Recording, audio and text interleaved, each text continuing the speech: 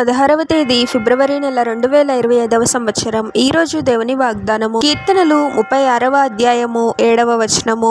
దేవా, నీ కృప ఎంతో అమూల్యమైనది, నరులు నీ రెక్కల నీడను ఆశ్రయించుచున్నారు. సహోదరి సహోదరులారా, ప్రభు యొక్క కృప ఎంతో గొప్పది. ఇది తప్పు అని తెలిసిన మనము ఎన్నోసార్లు ప్రభువుని బాధ పెట్టి ఉంటాము. వాక్యానికి విరుద్ధమైన కార్యాలను చేసి ఉంటాము. మనల్ని శిక్షించడానికి ప్రభువుకు ఒక్క క్షణం చాలు. కానీ మనపై ఉన్న గొప్ప ప్రేమతో మనపై కృప చూపిస్తూ మనల్ని క్షమిస్తూ ఉన్నాడు. ఈ రోజు సజీవంగా ఉన్నవారు రేపు కూడా సజీవంగా ఉంటారు అని చెప్పలేని పరిస్థితులలో మనం ఉంటూ ఉన్నాము. ఈ లోకంలో ఎన్నో కీడులు జరుగుతూ ఉన్నాయి. ఈ రోజు మనం సజీవుల లెక్కలో ఉన్నాము అంటే అది కేవలం ప్రభు యొక్క కృప. ఒకసారి మన జీవితాన్ని జాగ్రత్తగా పరిశీలించినట్లయితే మనకు అర్హత లేనప్పటికీ మనపై ఉన్న గొప్ప ప్రేమతో ప్రభు మనపై గొప్ప కృపను చూపిస్తూ మన జీవితాలలో ఎన్నో మేలులను జరిగిస్తూ ఉన్నాడు. ఎంతగానో ఆశీర్వదిస్తూ ఉన్నాడు. ఈ రోజు మన జీవితంలో మనం కలిగి ఉన్న ప్రతిదీ ప్రభు యొక్క కృప వలనే కలిగి ఉన్నాము అనే విషయాన్ని మనం గుర్తుంచుకోవాలి. ప్రతి పరిస్థితిలోనూ మనము ప్రభువుని ఆశ్రయించే వారముగా ఉండాలి. ప్రభు యొక్క రెక్కల క్రిందే మనం సురక్షితంగా జీవించగలము. ప్రార్థన.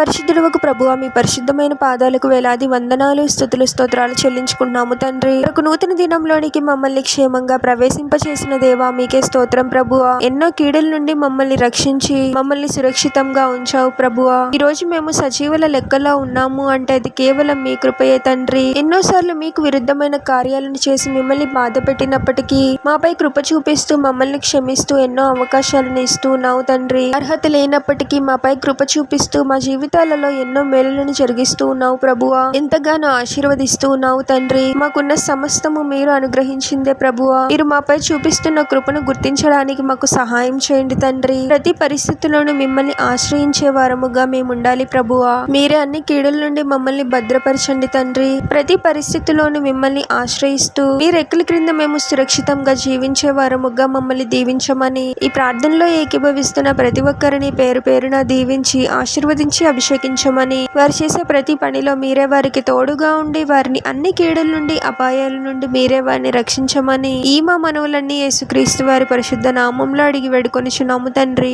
ఆమేన్.